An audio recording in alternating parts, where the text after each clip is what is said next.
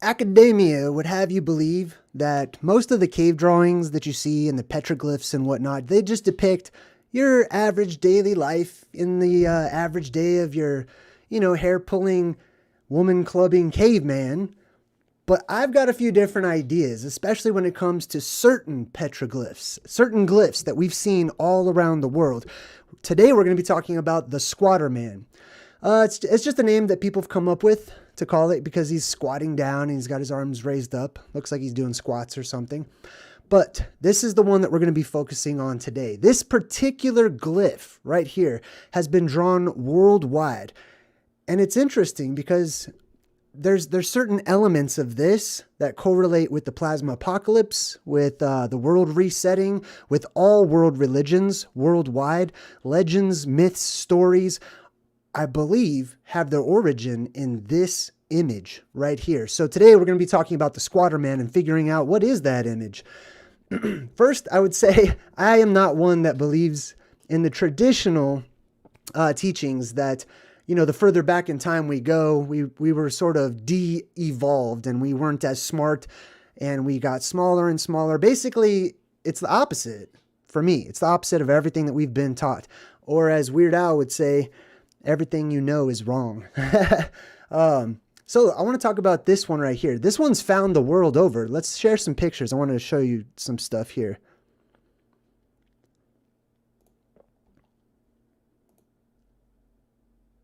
Okay, I'll turn off the one behind me. That way you can check out these two. Now, the image that you'll see on the far left over there, that's going to be little clips of a video that I did about the plasma volcano at Mount Meru, or called Mount Meru at the North Pole. And that's just there to give you a little visual of some of the things that we're going to be talking about as far as this stick figure that people saw and they drew. So I want to talk about that first. I don't believe that people would go through all of the trouble of etching out in stone just regular daily, oh, we went hunting today. Let's put that in this rock and memorialize that from all time. You know what I mean? I believe that survivors of the plasma apocalypse chiseled away the things that they saw daily up in the sky, up in the heavens. There was a cosmic light show that was happening worldwide because of the events that happened during our polarity shift that our world goes through that I call the plasma apocalypse. When they looked up in the sky, those survivors who had the memory of the old world before it was drastically changed by the depressurization event and polarity reversal and stuff, they looked up and they chiseled it away so that people would remember these events, so that people would try to figure out, what had happened to them. There was no paper or anything to write on. It was just the plasma apocalypse. Everything burns up. Not everything. Many things burn up. Paper's going to be in short supply after the plasma apocalypse. So what did people do to memorialize what they saw that was so out of the ordinary and so strange? They went to the caves, they went to the rocks, and they chiseled away, or they drew the images that they were looking at. Quite often, the images that they saw that were constantly changing in the sky. These images that we look at, these are not just static images that people would look up and see in the sky. They would look up, and from time to time, those images would change because those images came from light and plasma, which morphs and it's very fluid and plastic-like, and it moves about with the currents, and it changes and reacts to the electromagnetic fields in our world and to the chemicals and the gases that are up in the air. So we're going to take a look at these petroglyphs with that mindset. As you can see, they drew things like this on this rock right here, right? It just goes up and it bulges out in columns. You can also see that sometimes the stick man or the Squatter Man has more than 2 arms or 2 legs or whatever. Sometimes it's 6. Sometimes it's just one stick straight up with a whole bunch of lines going through it. And then people try to come up with ways to rationalize that because they look at it through the lens of today's world instead of putting themselves and reverse engineering history, putting themselves in the ancient post-cataclysmic world where all of a sudden There's spirit everywhere. There's energy everywhere. There's different lights. There's different light spectrum. There's magic, just to, get right to the point. And they looked up into the sky and they chiseled what they saw. Now, what they chiseled would be left up to their own interpretation. Quite often, if they saw an image that looked or resembled a humanoid, they would draw it looking humanoid. They would draw a sort of human. They would draw what they're used to seeing. If they're used to seeing frogs, they would draw a frog. If they're used to seeing birds, they would draw a bird. However, they saw it through the lens of their own perspective and through the filter of their own life's experience. That's how they would draw it. But they accurately drew these things. Some people would just, many people used to assume that maybe there was just aliens or maybe they're just stories, or maybe it's just fanciful. Maybe it is literal. What they drew literally was what they saw in actuality. So they drew these things not knowing what they were, but trying to do their best to make a replica and memorialize it for all time. What's up, everybody in the chat? Good to see you guys. Sorry I'm not in the chat right now. I just want to focus on a lot of these pictures and stuff. So yeah, this has typically been called the Squatter Man. And it's the strange thing about it is you can see variations of this. Now remember, there's a general concept. The general concept is, let's go back to the picture here. The general idea is it looks kind of like this. There's a line straight down that typically bulges out at the top or has a circle at the top. And then it's got these sort of branches or arms that come out, and then it's raising its arms. I've talked about this in the Truth in Movies segment that I've done, where you see all these characters that can't put their arms down or constantly are shown with their arms up in the air. That is the Squatter Man symbolism. They're doing the Squatter Man right there. The two circles on either side are of particular interest to me. Remember when we talk about etymology and breaking words down to their picture origins?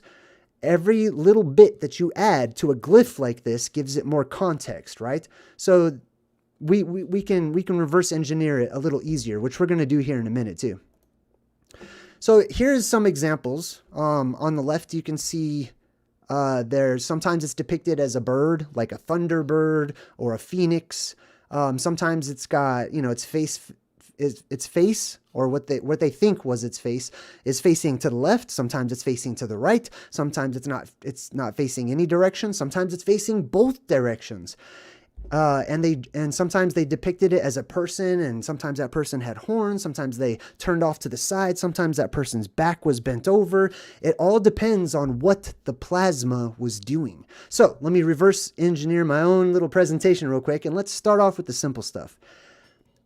I study eschatology, which is the cataclysms that cyclically reoccur in this world, that they happen over and over and over again. So much so that those who are studied in them are able to predict the future based on what has happened in the past. It's been well documented all across history, and interestingly, it's been hidden and ingrained in our pop culture, our sci-fi, our fiction, our fantasy, myths, legends, religions, and much more. It's all over the place. And once you start looking through the lens of the plasma apocalypse, or any apocalypse for that matter, right? I just happen to call it the plasma apocalypse because I believe that there's a lot of plasma and electromagnetics that are happening at the root of it. Plus, it sounds cool. But yeah, once you put on those glasses and you start looking at things, you can start to see the symbolism. You can start to understand that these religions, as much as some people, when you come out of religion, or when you go into, more of a truther kind of a mode, or truth seeker kind of a mode, some people get bitter about religion, and they just say, oh, it's all lies. I don't like it because I just walked away from that. But man, me personally, I learned a lot. And I was able to go through the Rolodex of my mind quite often and say, hey, that reminds me of what it says in the Bible. Hey, that reminds me of what I read in the Quran or the Bhagavad Gita or so many other holy texts that I learned to appreciate them. Not to blindly just follow the teachings that are regurgitated by others who interpret those things, but to reinterpret those things myself by listening to the song of the world, by listening to nature, by examining and opening my eyes and looking at the things around me and asking questions. Like, why does it look like this? Why did they draw it this way? What were their motives? What could they have been looking at? And if the conditions don't exist in our world today to support seeing these types of squiggly lines and mazes and labyrinths and stick figures and Fantazoids and monsters and stuff. Oh, that's me. Oh, also, I look cranky just because it was super, super bright. I didn't have my sunglasses. Actually, I think I wanted to take my sunglasses off because I don't always like to wear the sunglasses. I like people to be able to look me in my eyes because I feel like I don't want to hide my soul. But I love sunglasses because it's so bright out there. Anyhow, if you're just joining us, thank you. Also, congrats. Yay, I just got over 75,000 subscribers, so I'm honored. It's a blessing. It's an honor. I can't believe it. So welcome to my channel and welcome to my life. There's a little piece of my life I share with everyone. So as you can see, sometimes this squatter man has just two legs that bow down, that bows out, and that's why he's called the squatter man. It looks like he's squatting down, and then two arms that are reaching up towards the heavens, right? All right, let me pause these images here, and I'm going to do some drawing, and I'm going to share some Photoshop stuff with everyone here.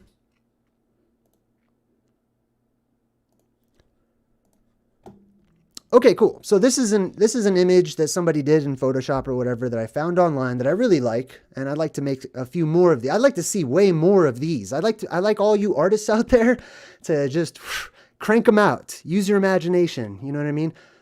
Because these are helpful. Visual aids are helpful to people like me because it helps me to be there. You know what I mean? It helps me to stand and behold and pretend, really, which is one of the best ways that I learn. Anyway, I found this image. I added a little volcano underneath it.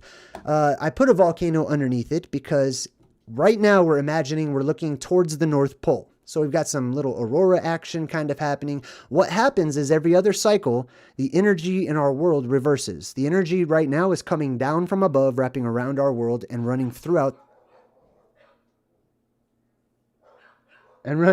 Sorry, there's like, I guess there's dogs outside or something. And it's running down, right? When we go through the pole shift or the polarity shift or reversal, right? That energy goes into flux and it reverses and it goes up. The light and the energy will flow around our world, illuminating our entire world, taking away and doing away with like nighttime and so many other things. The entire world changes. The entire reality and the way of life as we're used to it flips upside down, which is good news for many of us who feel like we live in an upside down world and we don't belong here. You might feel right at home in the world to come. Who knows? But anyways, I want to use this as an example. Now, I've talked many times about the plasma volcano that lies at the middle of our world. I call it that affectionately. I don't believe it spews out lava or anything. I believe it is an inner earth entrance. I started my truth-seeking journey, when I was born, really. But one of the things that helped me out was researching my world and my surroundings, right? And that's kind of what we do. If you wake up in a dark room, you're going to start feeling around to try to familiarize yourself with things. I wanted to familiarize myself with many things too. I'm kind of rambling right now. I'm sorry. Anyways, in the middle is the plasma volcano. It's the inner earth entrance. What happens is that there is, according to tradition and legends and myths worldwide across the historic record, there are inner earth cavernous openings that lead to habitable places within the earth itself. Up here on the surface, up here on the crust or on the shell of the earth, I guess, we are used to it. So we feel like this is it. You know what I mean? Space is difficult to live in. Inside the earth is difficult to live in or whatever, but that's just because we're so used to it here. Anyway, what happens is that inside of our world, there is a spirit, there is an energy, there is a sun, there is a there is a fuel. I don't know what to call it. You can call it many things. And this is one of the things that helps us is when we realize that words are limiting. Welcome, Jay. Words limit us. And that words and the way we use them, they can be beneficial if we share, if we open our minds and we realize that when others use words, they're choosing paint to draw a picture, right? So they're going to choose the colors as they see them. They're going to paint through their own perspective. They're going to use words that match their own experiences in life and their own perspectives in life. So some people might look at something and describe it in one way. The other person would look at it exact same thing, like this symbol in the sky, and they would describe it a totally different way. And then those two people go to war over which one is right. You know what I mean? Anyway, all right, so let's check this out. So basically I drew the plasma volcano, aka Rupas Nigra, the black rock, the black mountain, the high and lofty cliff that lies in the middle of the world. And it is said that energy emanates out from this hole in the earth, from this opening in this cavernous space. So when the energy reverses, it goes up and out of all of the cavernous openings in our world, shooting poles, you could call it. And this is the symbolism for so much of the sacred pole worship in many of its various forms. There are sacred poles. They call them pillars. People have worshipped pillars, poles, columns, beams, arrows, staves, tent pegs, nails, reeds, sky beams, beanstalks, stairways, tractor beams, blue beams, rods, towers, etc. So that's what we're looking at. We're looking at the quintessential holy staff, if you will, or the tree of life, or the fountain of youth. It's got so many different names to it. So here's what happens. I'm going to do some editing right now real quick. So let's see. Actually, well, let's do this. I don't know how good my editing skills are, but the first thing that happens is the initial plasma shoots up and out of our world, which is also referred to in the old stories as vril, or energy source. It's got all kinds of names. Chi, energy, Han, all kinds of different names for it. So this energy shoots up out of the inside of our world. I believe it's going to be a bluish white, possibly a little green thrown in there. That's why I made it the colors that it is. And it shoots up as just a beam. That's it. Because the plasma shoots up with such force that at first all you have is that beam. But as it continues to blast, as that plasma continues to shoot up into the sky, and by extension, fill our world with plasma, spirit, energy, life, right? And oxygen, fresh chemicals, all kinds of stuff that helps us to live healthier, to activate our genes and our DNA, and to make life here better. And anyways, you get the point. So that initial beam shoots straight up into the sky, but as it continues to go, it creates these currents and these eddies because plasma acts as a liquid as well. So just like liquid does, it follows all of the rules of liquid forms, creating Birkeland currents. It twists around, it creates vortexes and whatnot, just like you would find in a stream or a river. So that first beam shoots up into the sky. Now, as it continues to go, it creates little portions of energy veer off and swirl around, and they create these little eddies. There's a little torus field that wraps itself around, and this is just this is one of the ways that it works here. So what you end up getting is you get these little circles off to the side. Now, remember, when we're looking at this, let's say that we woke up in the post-apocalypse. Boom, looked north, we see this right here. We're looking at it from one perspective. Others will look at it from others' perspectives. They might be way further away, so the image is going to get smaller, and they'll see less or whatever. And some people might be right up on it, and it's going to appear to them differently, and they'll tell their stories differently. Now, let's check this out, because I want to show you what this turns into, because this is a shapeshifter. Plasma is a shapeshifter. It turns into all kinds of different shapes. The first one we're going to look at is the tree. Okay, it's been known as the burning bush. It's been known as the tree of life, the menorah, the light of the world, many different things. So if we superimpose a sort of menorah plasma configuration on top of it, now this is not an actual menorah. This is plasma that has been, this is the shape that it took in a lab when people were running plasma tests and plasma discharge formations and whatnot. It looks like this, right? It's got the initial beam, and then it branches out at the bottom, just like you see, and then it starts to shoot up at the top. But plasma likes to split itself. It creates currents and eddies, and it follows the path of least resistance. So it's constantly just kind of splitting and following different paths. So then, after some time, you get like a sort of tree of life image that appears up in the sky, or a menorah, or a candelabra, or however you like to see it, right? Now, at the bottom, see that part, how it sort of looks like a bell? Some people in the old world might have said Bahal. See how it looks like a bell down there at the bottom? You just ring a little bell. That bell symbol has made its way into our religious symbolism across cultures, across time. I believe that the bell shape at the bottom, if this plasma volcano, Mount Meru, is magnetized, and it is a magnetic mountain as the legends suggest, plasma is repelled by a magnetic force. So there would be a magnetic bubble around that volcano or that magnetic mountain.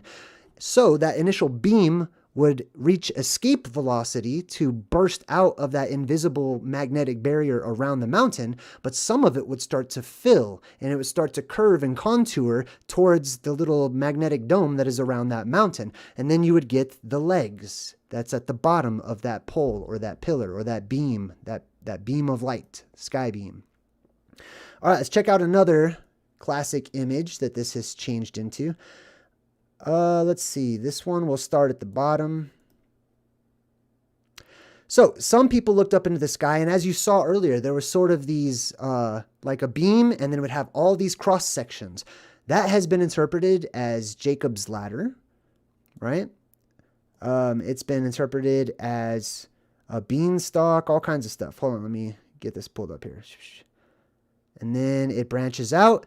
Creates little spirals there around the middle part where those balls are, right? Because I don't know if you guys have ever seen the videos of the plasma spiral, like in Norway or various parts of the world where there's weird blue spiral in the sky that people recorded. That's one of the things that plasma tends to do, is spiral outward. So in those little balls in that torus field on the left or the right, you'll see it start to spiral outward. Now I'm going to talk more of that spiraling in a minute. And as you can see, you've got like a sort of cross emerging. People see this and interpret it in their own way. So let's check out another one. That would be the top. It will branch out at the top. And then we get this on rock formations where people draw a line up and they put little eyes or little balls or whatever. And if they think it looks like something, they'll draw it more like that thing. If not, they're going to try to just draw it however they see it. And it's going to look alien to us if we don't have the proper perspective, right?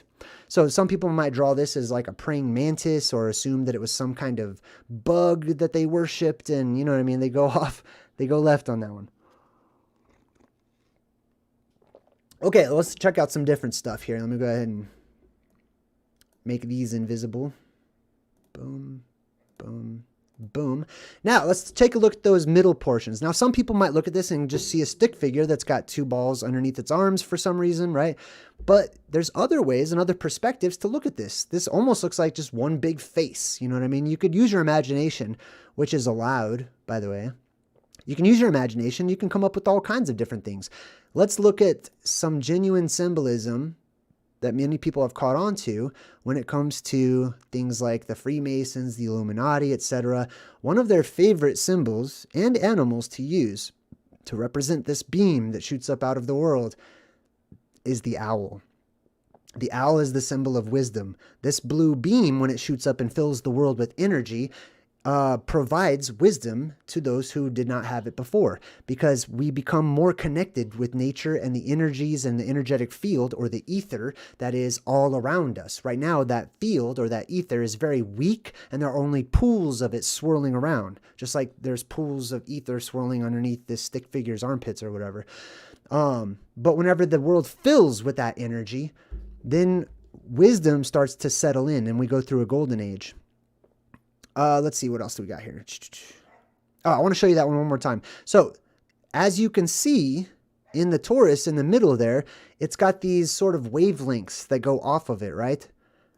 And it creates, when the wavelengths go up in the middle, that would create like the owl's nose, and this is its eyebrow or whatnot. And then it sort of just has lines that go around it. I'm sorry about my vocabulary. I'm not super studied in like the science, I guess, the scientific way to describe it, which I will work on, and I'll get better at that. But right now, I just want to use layman's terms so that you can get it. Basically, the plasma creates this shape in the sky, or it has the potential to create this shape. It creates many shapes, and it depends. I mean, you could, if the wind is strong enough, the wind could blow it and change what it looks like. So, for example, let's do this.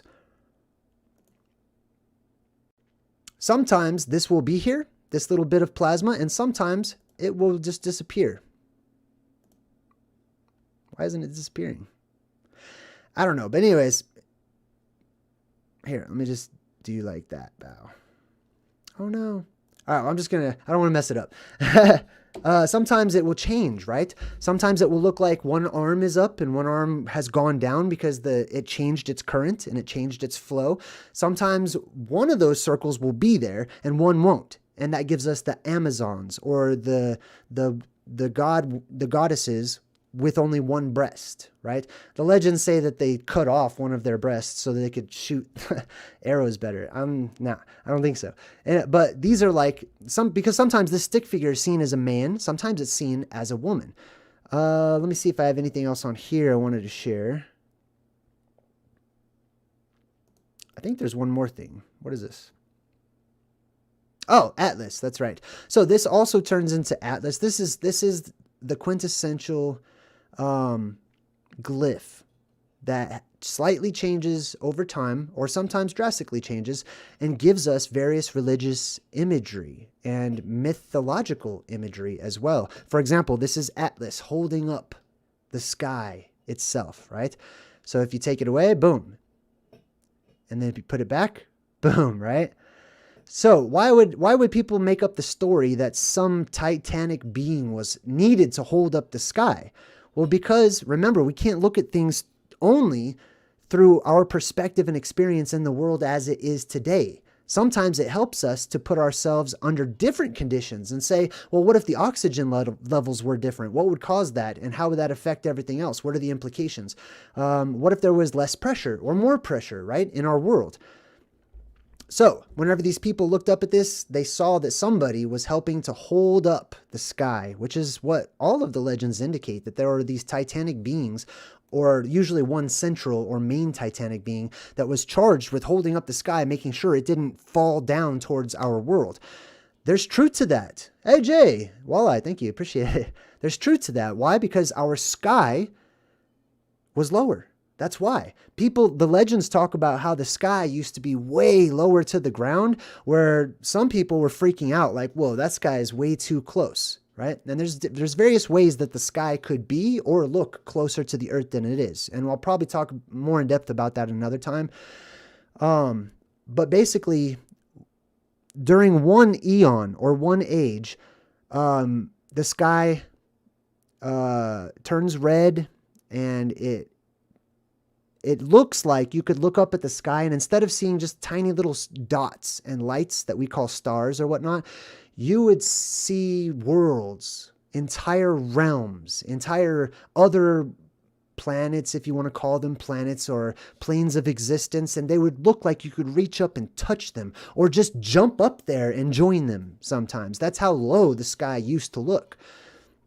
And then some legends talk about how the humans got together and they got poles, they got pillars, they got columns or beams, and they held up the sky. And then some legends talk about this guy who held up his arms. And sometimes this guy is actually drawn, let's see, sometimes this one,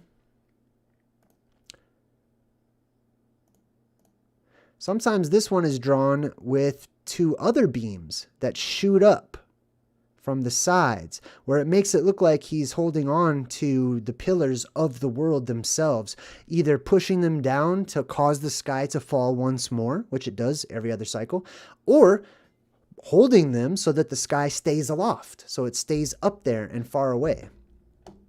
Pretty interesting stuff. I think that was it as far as showing this stuff, so let me get rid of that. Okay. We're going to go back to here.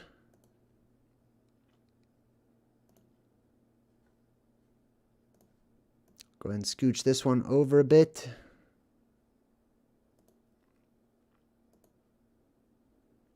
And then we'll turn this one back on.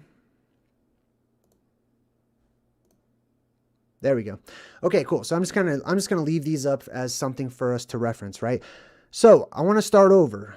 many of us were basically taught, if not, it was strongly implied, that all of the various petroglyphs and cave drawings and drawings on walls and paintings on walls and stuff, that they were gibberish, that they were mumbo jumbo. If we couldn't understand them, then they thought basically they were doing drugs and they were like high and in the spirit world. So they drew these spirals and they drew these stick figures and these birds and these thunderbirds and phoenixes and mythological creatures and stuff, right?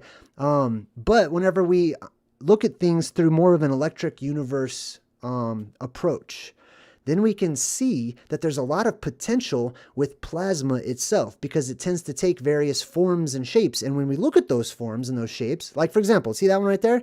He's got the hands up on the rock and then the feet down. There's a line that goes straight through. Now you notice the line continues through the bottom. Let me bring an example back up. The line goes through the bottom, right? Actually, let me use a different one here. Boom. All right, so you see right next to me how the line extends through the bottom? If that's a human, there shouldn't be a line unless the human has a tail. But guess what? Sometimes they assumed, they interpreted that it must have a tail. So they would draw it like it has a tail. They would make it look like a tail. Some people had other things on their mind, so they would draw this stick figure with other things between the legs, right? But think about this. What if this part right here is the beam and it's coming up through a split mountain, giving us I know you can't see my mouse right now, but basically it gives us the space between the legs. And that tail that is between the legs in the middle, right, is the beam shooting up between the split mountain, aka the plasma volcano at the middle of the world. So that beam shoots straight up. It looks like it's some huge titanic god holding its hands aloft into the air, right?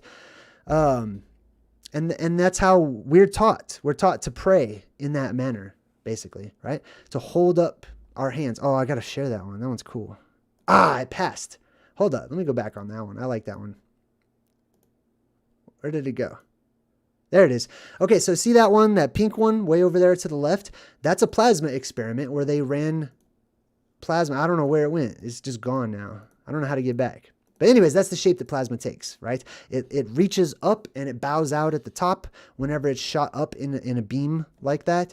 And then it bows out at the bottom too. These are just other examples. Some of these come from movies. I like to look at the movies. If you're new to my channel, I break down the truth in the movies. I like to put all these different examples of the blue beam as well, right? Now, often you'll have this stick figure and its head will be replaced with a spiral, right? That's because that blue beam shoots straight up to where that hole in the sky is, where the world just depressurized, and the red plasma that is up above and wrapping around our world, all of that red plasma that is up in the atmosphere is spiraling because the world has just depressurized. So it's a blue beam that shoots up, and then right in the middle of its arms, because it's basically wrapping around the North Star, right in the middle, you'll see a spiral that is often drawn, right? People are drawing what they saw. They're not making up fictitious gods or, stories or whatever. They become fictitious, or they become fanciful and fantastic and hard to believe over time because they're cartoonified. Like, see that one way on the left? There's an eyeball. It's just a beam. And at the top, it's got an eyeball. Sometimes the plasma branches out to the left and the right, and it looks like a battle axe. It looks like a double-headed axe, right? Or if you're into cryptids and, modern strange monsters and stuff like that, there's a new one called Siren Head, or sometimes Lamp Head or Light Head, which is exactly where this comes from, right? Sometimes people who are creative and they just make up stories or they make up monsters, they're not really making it up. They're tapping into the truth, right? Unknown truth. So it seems like it's made up or fiction or fanciful or fantastic, but not too fantastic for truth seekers to believe and to follow, because we can put together all of these images, reverse engineering them and using them as little individual puzzle pieces to find the bigger picture. What is it referring to? What is it referencing, right? People don't typically draw a stick figure with a little line down there in the middle. Sometimes they'll give it little fingers. Sometimes the arms go straight out and you see what look like sprites that are shooting out from the plasma itself. And you're given a plumed serpent right? You're the thunderbird that's looking to the left or both ways or to the right or whatever. It's got its feathers because it's plasma that is dangling down or shooting up or whatever. It's the plumed serpent. It's also known as Quetzalcoatl. Interesting stuff. Let me jump into the chat real quick. Let's see here. Where was I?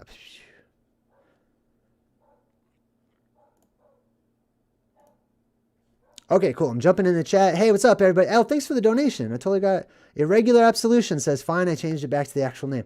Oh, good, because I couldn't keep up with that. But hey, that's cool. Right on. I like it. I like that name anyway. Thank you. I appreciate it. Right on. So there's a lot of people in the chat. 276 people watching right now. Hey, what's up to all of you? I'm Jay Dreamers. Thanks for joining me on my channel. This is what I'm interested in. I'm interested in esoteric history. I'm interested in knowing what has been forgotten about ourselves because it gives us purpose.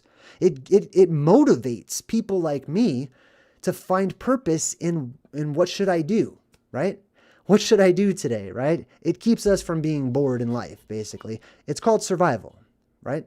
Survival. And what's one of the best ways to survive? People survive by sheer luck. But there's also people that survive because they have knowledge and understand how things work. So they're cautious, they're careful, they're wise in their actions. This one is so interesting to me. If you're interested in this topic or this glyph, the Squatter Man, I highly recommend checking out, I think it was the Thunderbolts Project. They have a YouTube channel. I think they're led by David Talbot, right? And they have a video called Symbols of an Alien Sky, which I watched, I don't know, almost 10 years ago.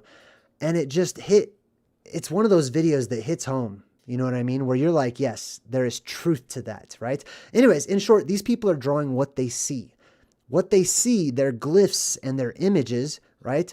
And also, think about this, right? Let's say that the survivors lose their memory, because we've talked about how that could be strongly like a strong possibility that many people wake up having their memory wiped, right? So that would make sense that they're not writing on the rocks like, okay, guys, check this out.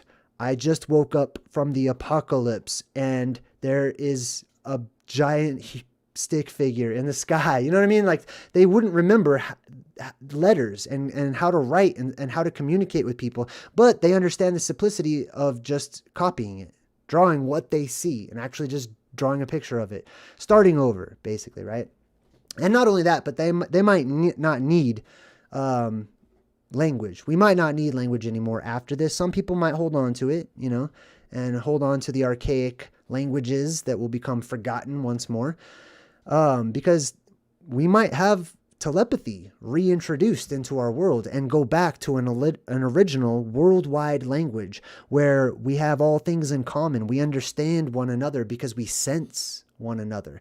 Feelings are sensed and felt, and images are picked up on through telepathy, and people can once again speak with and understand the animals and vice versa. Which gets me all into like a totally different topic, which would be like, you know how like in the movies and cartoons and all kinds of stuff, you always see like talking animals. It's almost like we want the animals to talk, right? Or it's almost like we know they can.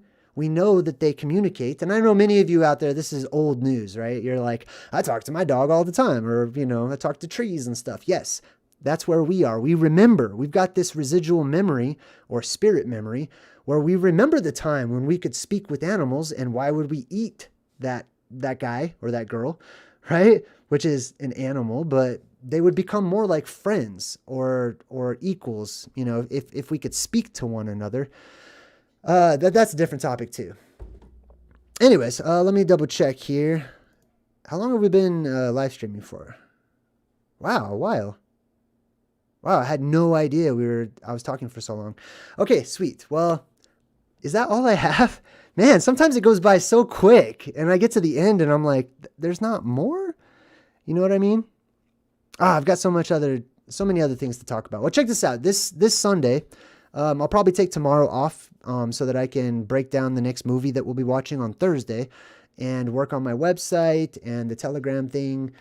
Sunday, I'm going to be getting together with Jason from Archaics once again, and we're going to be talking about these types of things, like specifically getting into like some of the Native American stories and legends and prophecies and how things were described a long time ago. So I'm going to bring this back up in our discussion, I'm sure, because I want to, pick his brain, see what he thinks about it.